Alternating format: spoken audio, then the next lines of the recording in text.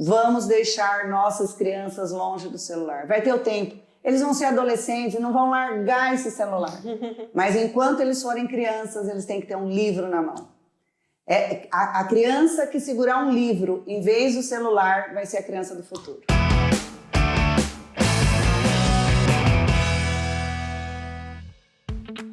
Doutora Renata Moya Kasmarek, pronunciei certinho? Certinho. Então tá bom, é um prazer estar aqui com você. Você vira a melhor amiga de todas as mães que passam aqui pelo seu consultório, porque mãe de primeira viagem é um bicho muito doido, né?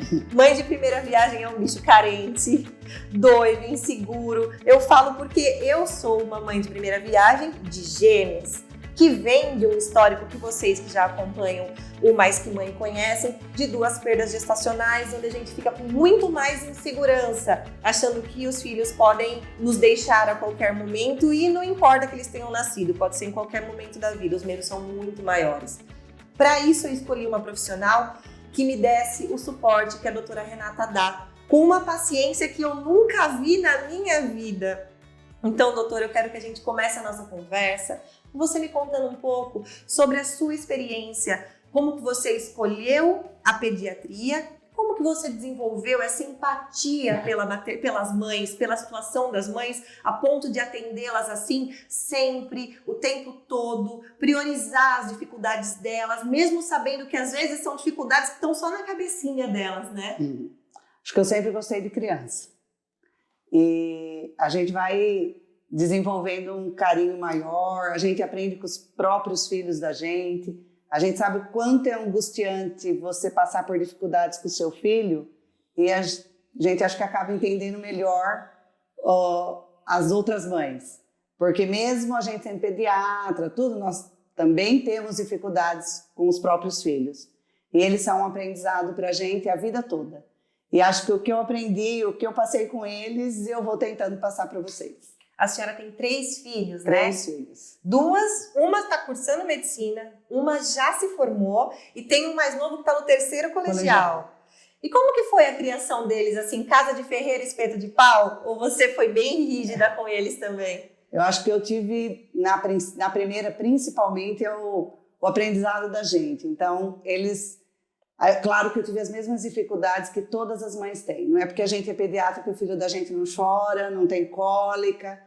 Mas eu acho que, principalmente com a primeira, eu fui aprendendo a maneira que eu poderia fazer daquilo um melhor.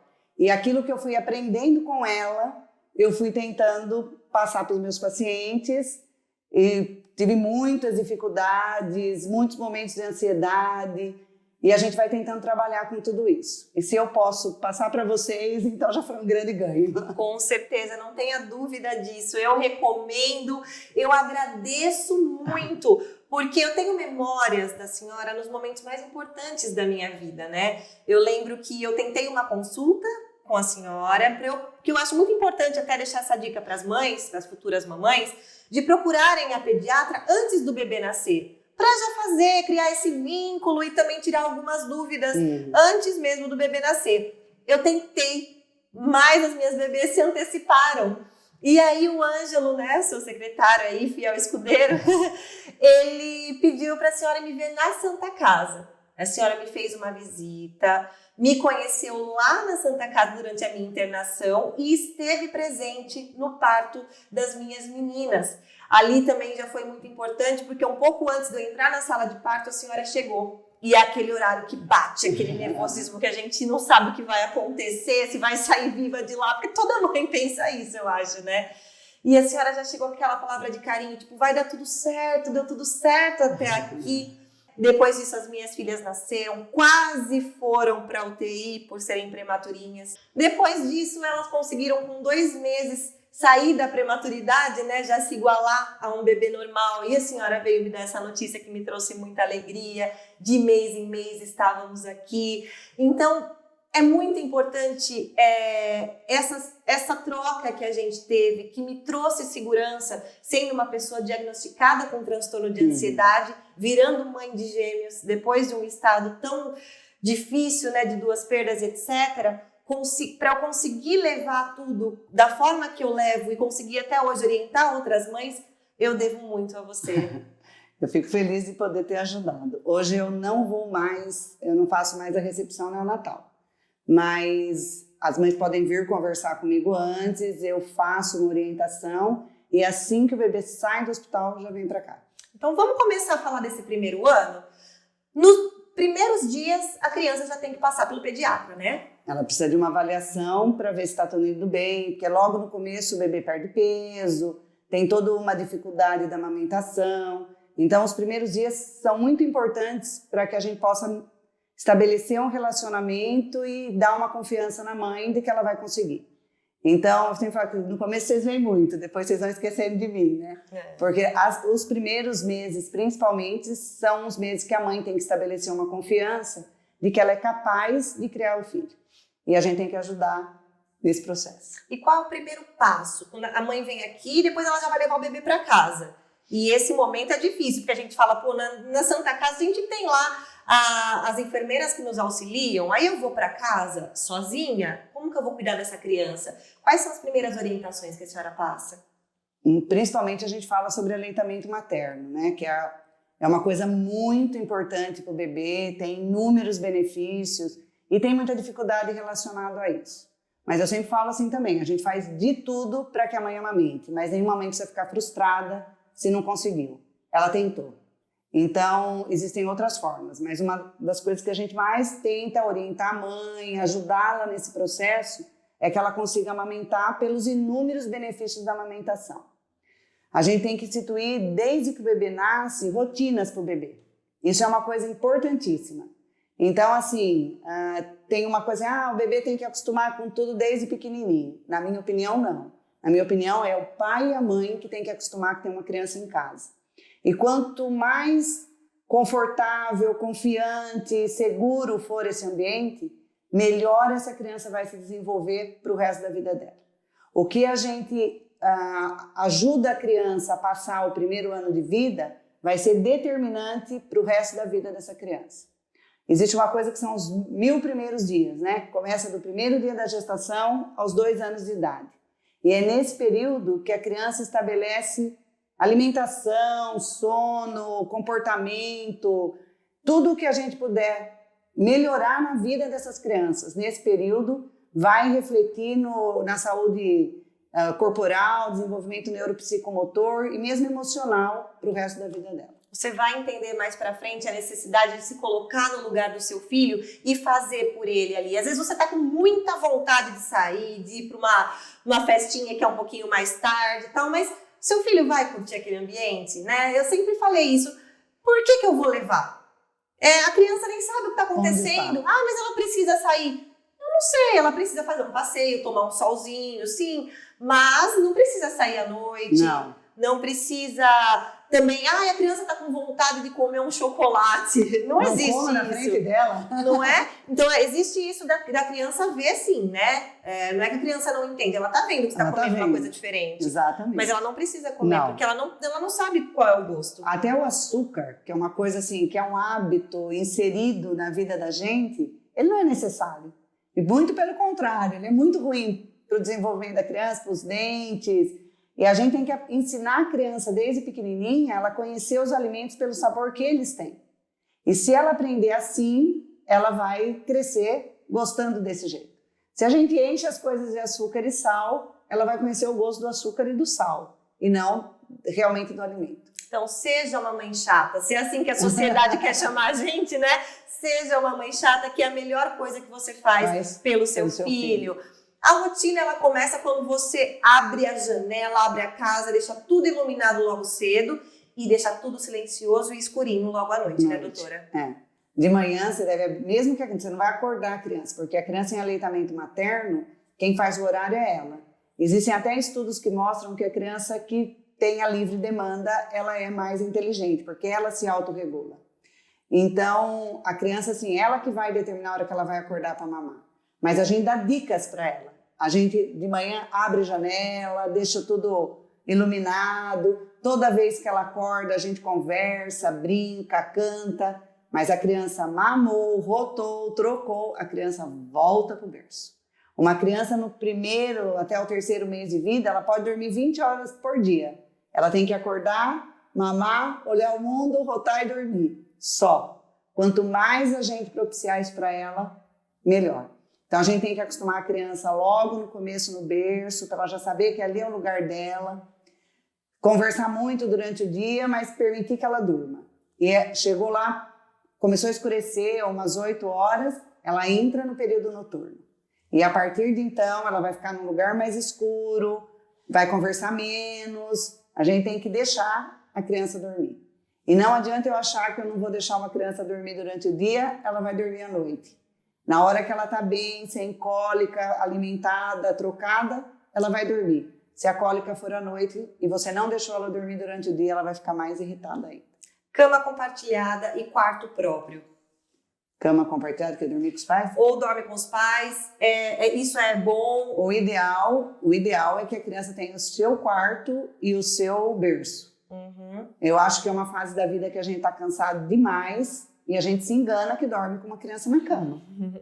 Existe até o risco de você virar sobre essa criança e estar sufocando.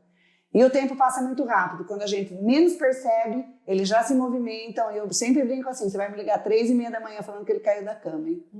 Então, o lugar da criança é no berço. É o lugar mais seguro para ela e onde ela vai aprender a ter uma confiança própria para ela. Até quanto tempo o berço, mais ou menos? Até que a criança caiba confortavelmente nele e que não vai pular dele, né? Ah, tá. Então começou muito a pular. do tamanho da criança. Tem criança que com 1 ano é enorme e ela pula do berço.